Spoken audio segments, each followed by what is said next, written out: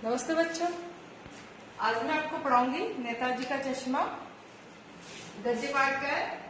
कल मैंने आपको इसकी समरी बताई थी, सारांश।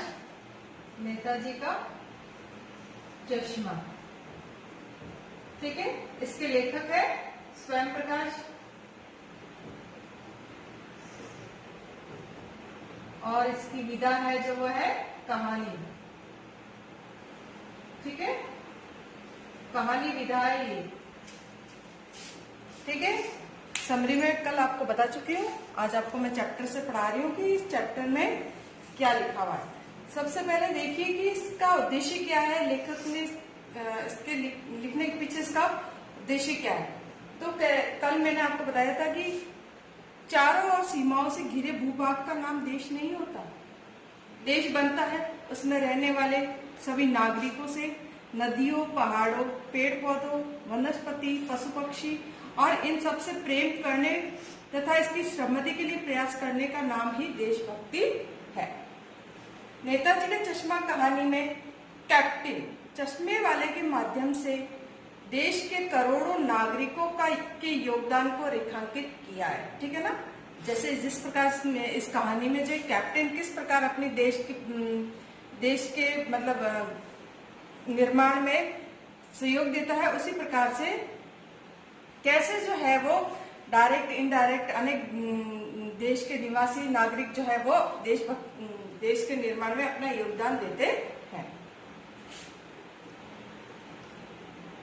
जो इस देश के निर्माण में अपने अपने तरीके से सहयोग करते हैं। कहानी ये कहती है कि बड़े ही नहीं, इसमें बच्चे भी शामिल हैं जो अपने देश के निर्माण में योगदान करते हैं।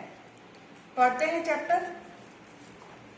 हवलदार साहब मैंने कल बताया था को हर 15वें दिन, कौन से दिन, 15वें दिन कंपनी के काम के सिलसिले से उस कस्बे से होकर गुजरना पड़ता था, ठीक है। मैंने कल बताया था आपको कि हवलदार साहब जो थे इस कहानी के मुख्य पात्र हैं, जो उनको हर 15वें दिन उस कस्बे से होकर गुजरना पड़ता था। जिसमें पक्का मकान कहा जा सके वैसा कुछ ही मकान, और जिसे बाजार कहा जा सके वैसा एक ही बाजार था। कस्बे में एक लड़कों का स्कूल, एक लड़कियों का स्कूल, एक सीमेंट का छोटा सा कारखाना, 2 ओपन थिएटर, एयर सिनेमा घर और एक ठो नगर पालिका भी थी। नगर पालिका तो कुछ न कुछ काम करती भी रहती थी। कभी कोई पक्की सड़क बनवा दी, कभी कुछ पेशाब घर बनवा दिए, कभी कबूतरों की छतरी बनवा दी, तो कभी कवि सम्मेलन करवा दिए। इस नगर पालिका के किसी उत्साही बोर्ड या प्रशासनिक अधिकारी ने एक बार जो है शहर के मुख्य बाजार के मुख्य चौराहे पर नेताजी सुभाष चंद्र बोस की संगमरमर की प्रतिमा लगवा दी, है ना। मैंने कल बताया था कि मुख्य चौराहे पे जो है सुभाष चंद्र बोस की प्रतिमा लगवाते हैं। और ये कहानी उसी प्रतिमा के बारे में है, बल्कि उसके छोटे से हिस्से के बारे में। ये जो कहानी है आपकी, ये उस प्रतिमा के बारे में है।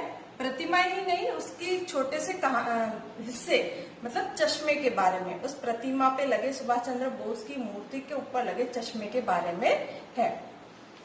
पूरी बात तो अब तक पता नहीं, लेकिन लगता है कि देश के अच्छे मूर्तिकारों की जानकारी नहीं होने और अच्छी मूर्ति की लागत का अनुमान और उपलब्ध बजट से कहीं बहुत ज्यादा होने के कारण काफी समय ऊहापोह और चिट्ठी पत्री में बर्बाद हुआ और बोर्ड के शासन अवधि समाप्त होने की घड़ियों में किसी स्थानीय कलाकार को ही अवसर देने का निर्णय किया गया। और अंत में कस्बे के इकलौते हाई स्कूल के इकलौते ड्राइंग मास्टर, मान लीजिए मोतीलाल जी को ये काम तो मैं बता रही थी कि या तो नगर पालिका के पास में इतना बजट नहीं था, या उनको अच्छे कलाकार की जो है जानकारी नहीं थी। इसलिए उन्होंने हाई स्कूल के एक ड्राइंग मास्टर को ही ये मौका दे दिया, और उस ड्राइंग मास्टर ने जो है 1 महीने भर की समय अवधि में ही मूर्ति बनाकर देने का वादा किया, ठीक है। आगे चलते हैं। जैसा कि कहा जा चुका है, मूर्ति संगमरमर की थी।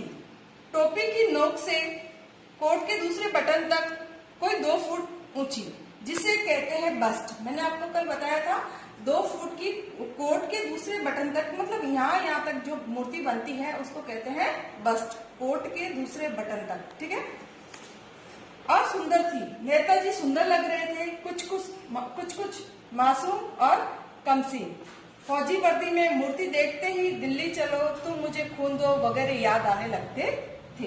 इस दृष्टि से ये एक सफल और सराहनीय प्रयास था। केवल एक चीज की कसर थी, जो देखते ही खटकती थी। नेताजी की आंखों पर चश्मा नहीं था। क्या नहीं था? नेताजी की आंखों पे चश्मा। मूर्ति बहुत ही सुंदर बनी थी, लेकिन उनकी आंखों पे जो है वो चश्मा नहीं था। लेकिन संगमरमर का नहीं था, एक सामान्य और सचमुच के चश्मे का चौड़ा काला फ्रेम मूर्ति पर पहना दिया गया था। हवलदार साहब जब पहली बार इस कस्बे से गुजरे और चौराहे पर पान खाने रुके, तभी उन्होंने इससे लक्षित किया और उनके चेहरे पर एक कौतूहल भरी मुस्कान फैल गई। वाह भाई, ये आइडिया भी ठीक है। मूर्ति पत्थर की, लेकिन चश्मा जो है वो रियल, ठीक है। तो हवलदार साहब जो है वहां से निकलते हैं। नेताजी की मूर्ति तो बहुत ही अच्छी बनी होती है, लेकिन उस पर चश्मा नहीं था। लेकिन चश्मा था काली फ्रेम का, जो है ओरिजिनल चश्मा था। तो पहली बार जब हवलदार साहब ये सब देखते हैं, वो पान खाने के लिए रुकते हैं और ये सब देखते हैं, तो उनके चेहरे पे एक मुस्कुराहट आ जाती है कि मूर्ति जो है वो संगमरमर की है, लेकिन जो है वो चश्मा रियल है, कि आइडिया अच्छा है। और ये सोच करके उनके चेहरे पे मुस्कान आ जाती है। जीप कस्बा छोड़कर आगे बढ़ गई। तब भी हवलदार साहब इस मूर्ति के बारे में ही सोचते रहे और अंत में इस निष्कर्ष पर पहुंचे कि कुल मिलाकर कस्बे के नागरिकों का ये प्रयास जो है वो सराहनीय ही कहा जाना चाहिए। महत्व मूर्ति के रंग रूप या कद का नहीं है, उस भावना का है। वरना तो देशभक्ति भी आजकल मजाक की चीज होती जा रही है। बहुत ही अच्छी लाइन लिखी है बच्चों, यहाँ पे ध्यान देना कि जो जीप जो है वो कस्बा छोड़ के आगे बढ़ गई थी, लेकिन हवलदार साहब के दिमाग में अभी भी वो मूर्ति ही चल रही थी कि जो है वो मूर्ति तो नकली थी, पत्थर की थी, लेकिन उसपे चश्मा जो है वो रियल था। और ये सब सोचते सोचते हवलदार साहब ये सोचते हैं कि किसी भी काम के पीछे उसके रंग रूप को नहीं देखना चाहिए, उसके पीछे उस मनुष्य की क्या भावना काम कर रही है, ये सब महत्व रखता है। लेकिन ये सब देशभक्ति तो जो है वो आजकल मजाक की चीज बनती जा रही है। लेकिन उस कस्बे के लोगों ने जो है नेताजी की मूर्ति पे चश्मा नहीं था, तो उन्होंने जो है असली का चश्मा लगाया। ये उनकी भावना जो है अच्छी भावना का प्रतीक है।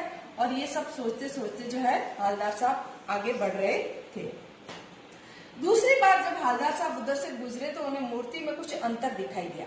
ध्यान से देखा तो पाया चश्मा दूसरा है। पहले मोटे फ्रेम वाला चौकोर चश्मा था, अब तार के फ्रेम वाला गोल चश्मा है। हवलदार साहब का कौतूहल और बढ़ा। वाह भाई, क्या आइडिया है। मूर्ति कपड़े नहीं बदल सकती, लेकिन चश्मा तो बदल ही सकती है। जब 15 दिन बाद में हवलदार साहब उस कस्बे से होकर वापस गुजरते हैं, तो वो देखते हैं कि चश्मा जो है वो बदल गया है। पहले दूसरी फ्रेम वाला था और अब जो है वो तार वाली फ्रेम का चश्मा था। तो उनकी जो है उत्सुकता और ज्यादा बढ़ गई और उनको अंदर ही अंदर जो है कौतूहल उनका बढ़ता जा रहा था कि आइडिया अच्छा है, मूर्ति कपड़े नहीं बदल सकती, लेकिन चश्मा तो बदल ही सकती है। तीसरी बार फिर नया चश्मा था। हवलदार साहब की आदत पड़ गई हर बार कस्बे से गुजरते समय चौराहे पर रुकना, पान खाना और मूर्ति को ध्यान से देखना। एक बार जब कौतूहल दुर्दम्य हो उठा तो पान वाले से पूछ ही लिया, क्यों भाई, क्या बात है, ये तुम्हारे नेताजी का चश्मा हर बार बदल कैसे जाता है ना। हवलदार साहब हर 15 दिन बाद उस कस्बे से होकर गुजरते। हर बार उनकी जो है एक जिज्ञासा बनी रहती है कि आज जो है मूर्ति पे कैसा चश्मा लगा हुआ होगा। और वो बार रुकते पान खाने के लिए और उस मूर्ति की तरफ देखते, उस चश्मे को देखते। लेकिन एक बार जो है उनसे रहा नहीं जाता और वो उस पान वाले, जहाँ पे वो पान खाते हैं, उस पान वाले से पूछ ही लेते हैं कि ये तुम्हारी जो मूर्ति है इस पे चश्मे कैसे बदल जाते हैं। ठीक है। पान वाले ने खुद के मुंह में पान ठूसा हुआ था। वह एक काला मोटा खुशमिजाज आदमी था।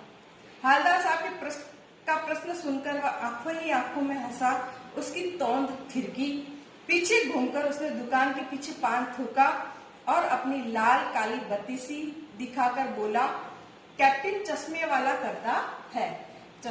जो पान वाला जो था मोटा था, काला था, पेट निकला हुआ था उसका। तो हवलदार साहब ने जब उससे प्रश्न किया तो उसके जो कि उसके मुंह में पान ठूसा हुआ था, तो वो आंखों ही आंखों में हंसता है और हवलदार साहब के प्रश्न का उत्तर देने के लिए अपनी पान की पीक पहले थूकता है मुड़ करके, फिर जो है उनके प्रश्न का उत्तर देता है कि ये सब जो है कैप्टन चश्मे वाला करता है।